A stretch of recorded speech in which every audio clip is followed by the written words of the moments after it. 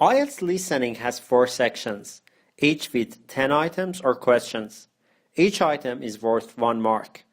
The items are designed so that the answers appear in order in the listening passage.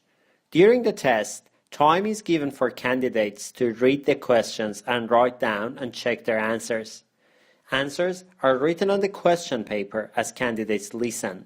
When the recordings ends, 10 minutes are allowed for candidates to transfer their answers onto an answer sheet. Each section is played once only. The recordings include a range of accents, including British, Australian, New Zealand, and American. It is important for us to know the topic area of each section of the listening test and also see what main skills are tested in each section, so we can develop our skills and strategies to find the answers in a way they should be found. In order to develop our techniques, we also need to know the different question types. Each question type is suitable for testing a particular language skill.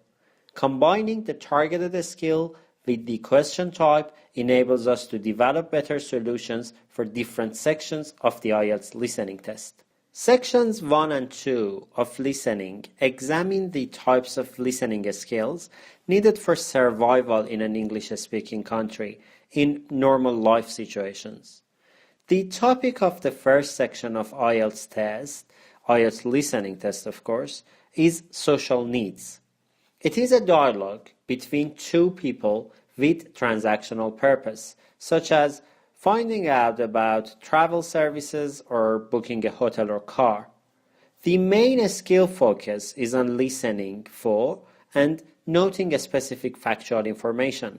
In section 2, the topic is still about social needs, with the scene set as a monologue or promoted monologue with transactional purpose. Transactional monologues are something similar to radio interviews. While there are 2 people involved, one of them, the host, does not contribute to the conversation that much and only asks some questions. This is indeed one speaker, the guest, presenting most, if not all, the information. Section 3 and 4 focus on the types of academic situations likely to be encountered by students following a training or a study course in an English-speaking country, including lectures, tutorials, seminars, and discussions with other students on academic matters. Here, the student must be able to identify key points as well as details, and also to cope with the negotiation of meaning and follow a line of academic argument. Topic of section 3 is in the area of education and training. There is a dialogue in the form of a discussion between 2 to 4 people in an academic context, for example, tutorial or seminar. The main skill is the ability of following a conversation which involves negotiation of meaning.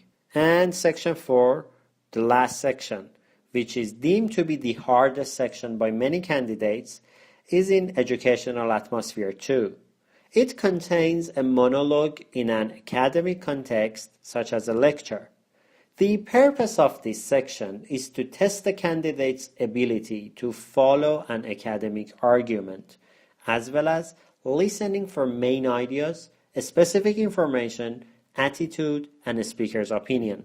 A variety of task types is used in IELTS listening, with each of them more suitable for testing particular language skills.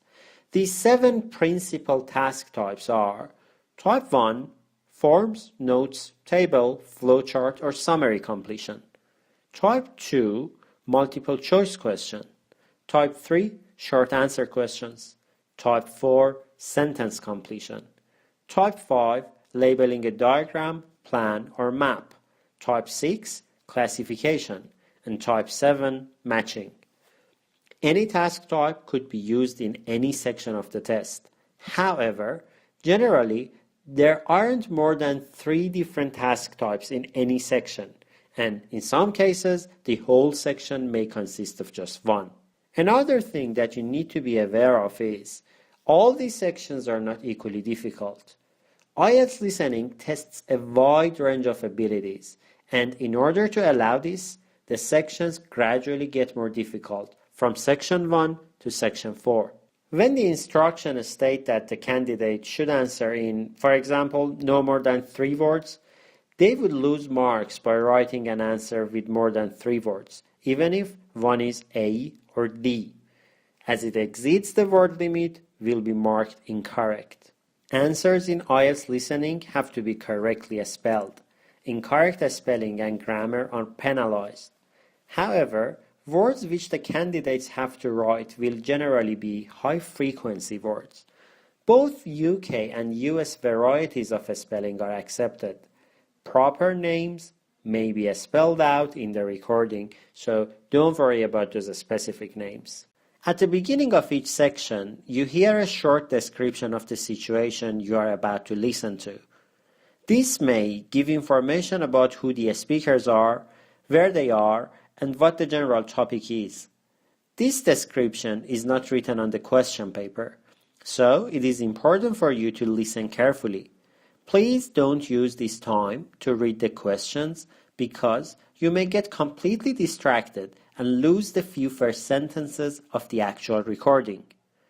If this happens, this not only doesn't help you, but will result in an irreparable damage. You will have time to look at the questions before each section. You are told which questions to look at. There is one break during each of sections 1, 2, and 3 to allow you time to look at the following questions. Actually, the 10 questions of each of these sections are divided into 2 parts, and you have a break in between of those 2 parts to look at the following question set. However, there is no break in section 4. I will teach you all the required time management strategies for each section of IELTS listening in the next few lectures. These allowed review times and breaks will help you a lot. You also have half a minute to check your answers at the end of each section. These 30 seconds are very, very useful for certain purposes, of course, which I will explain in the following lectures. There is usually an example at the beginning of section 1, and for this section only, the recording relating to the example is played twice. A great advantage of IELTS listening is that questions order is the same as the order of information in the recording. That means you hear the information about question number 2 after question number 1 and before question number 3. This is the case for all IELTS listening task types and helps us identifying some signposts and milestones in order to follow the flow of words and information, avoid getting lost, and find the answers.